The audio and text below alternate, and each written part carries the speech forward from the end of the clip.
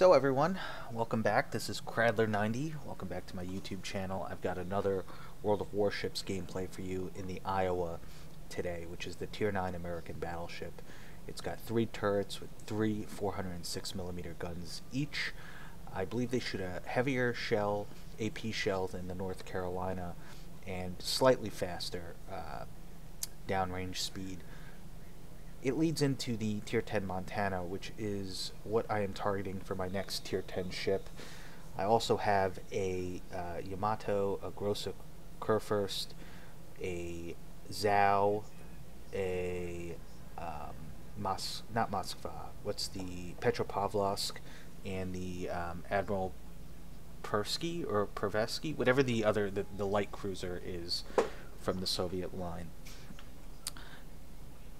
All that being said, I really do enjoy the Iowa. It's it's certainly not an incredibly, it's certainly a ship that has a difficult time carrying games, or at least I have a difficult time carrying games in it, because if you're not angled, as you will see later in this gameplay, it eats citadels, and its guns being only 406mm, they don't overmatch everything at Tier 9 and Tier 10.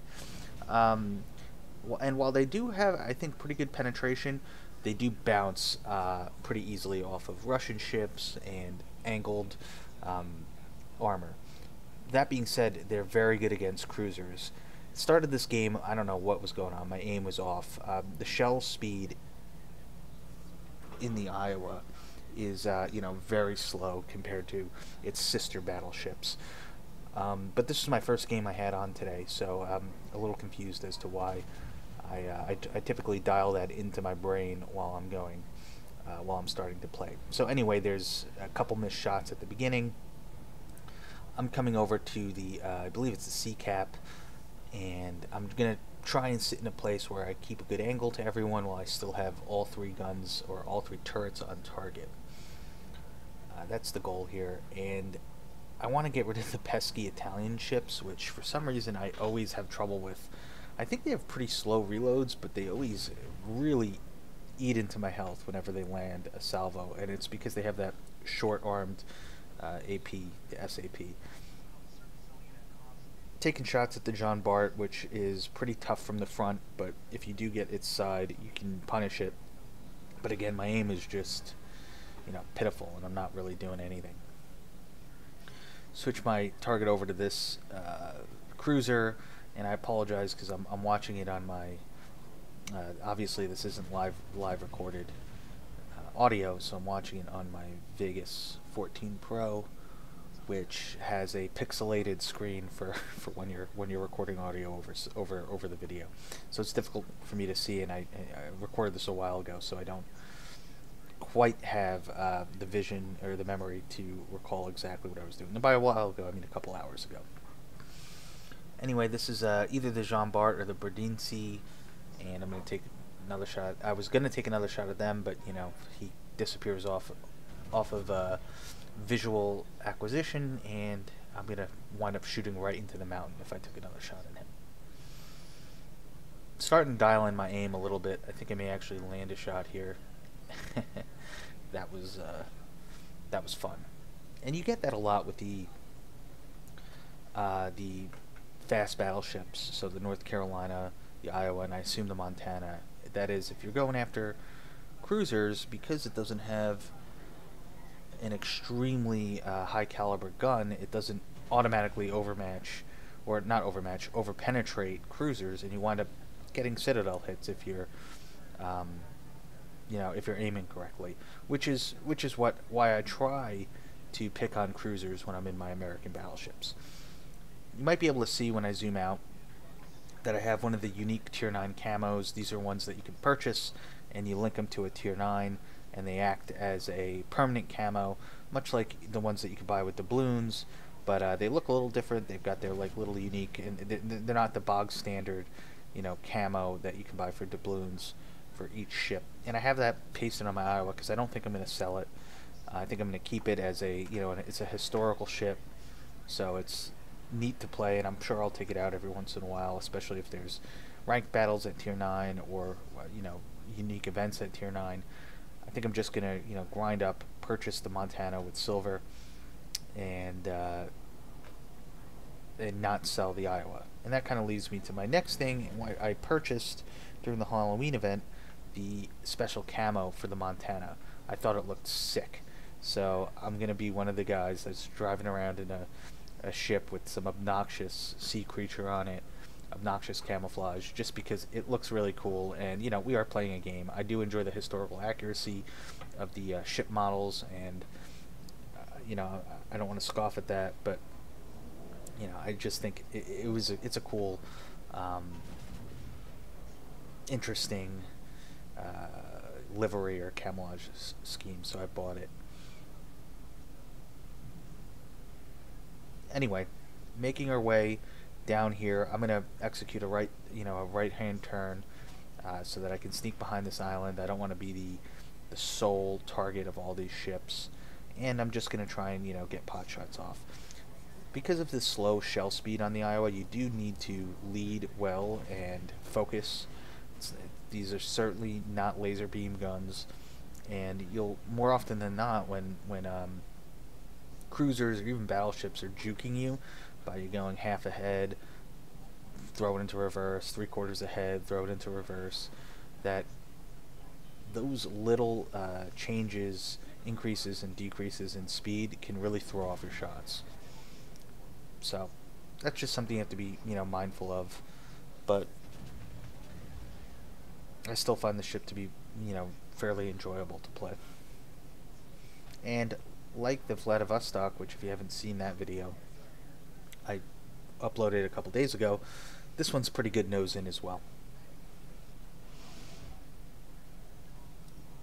Anyway, I rarely do this, but sometimes I set it up on autopilot while I need to do something else, and I realize that I'm not going to be taking a shot anytime soon.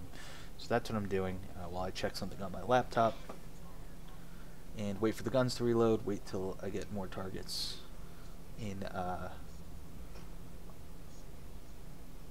more targets available to target and shoot.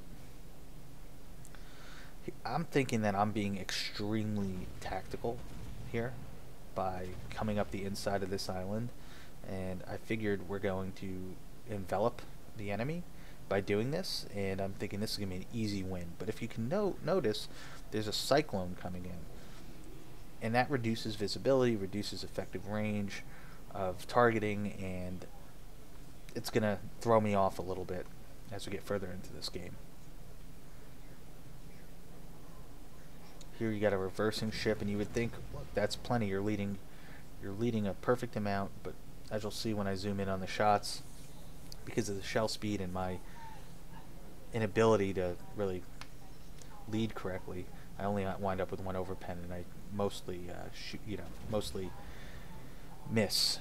So here you go. So now he's throwing it into full steam ahead, and that shot that I just made is going to be just completely and utter, too far behind. I'm going to try and get a few more shots. I actually don't remember what happens to this. And continuing on, sorry if there's a bit of a break in the audio, but one overpen again. Nothing too crazy.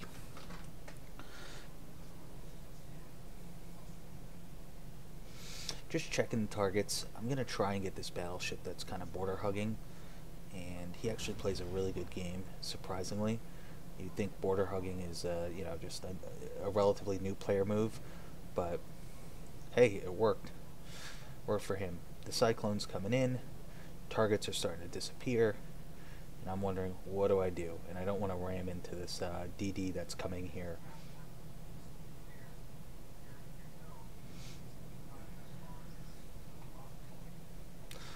I right now, we're up a ship. We've killed one of, they're both their DDs. We have 2 DDs left, or all 3 of their DDs, excuse me.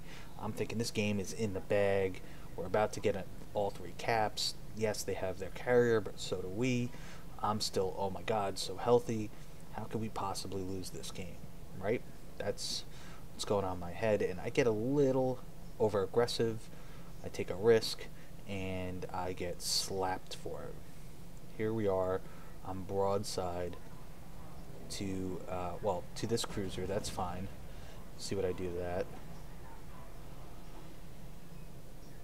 Nice couple shots, but I'm broadside here, and I'm not really considering it. And I think to myself, this Jean Bart, he's got front-facing turrets. I don't think he's got his turrets turned around here, but nope, smacked. And that's not the only bad play that I have here. And not to add insult to injury, I'm not able to get another shot off on him. My next huge mistake here is not thinking, well, they've got a Japanese cruiser over there. He's got 10 kilometer torps. You know, I'm just not thinking. I'm just going full steam ahead. And let me get shots off on this guy. Okay, let me get my other turret around. You know, this is thoughtless playing, and there we go. Right into the mouth of a wall of torpedoes. That's the end of the game. So I could have done, I mean, it's 121,000 damage, but I could have done so much more. This could have been an excellent game. I just had to be more careful when you're coming around an island, when you know there's ships there. You really need to be careful. And I know that lesson, and I've learned it again. So anyway, I'll let you watch. I skipped ahead because I just wanted to show you this game actually wound up being relatively close. We wound up winning here, and I'm going to show you the victory screen here. Pretty healthy. I'm running some of those really expensive flags on here, or rare flags. Second place, and then I'll show you a couple container openings, including the victory ships container. Gives me I didn't realize there was a new collection out, so I wanted to check that out. And I think if you complete this collection, you get another tier 5 American Battleship premium, which I have at least one of. And then just open up this next. Great, I always go for resources while I'm working my way to the Thunderer.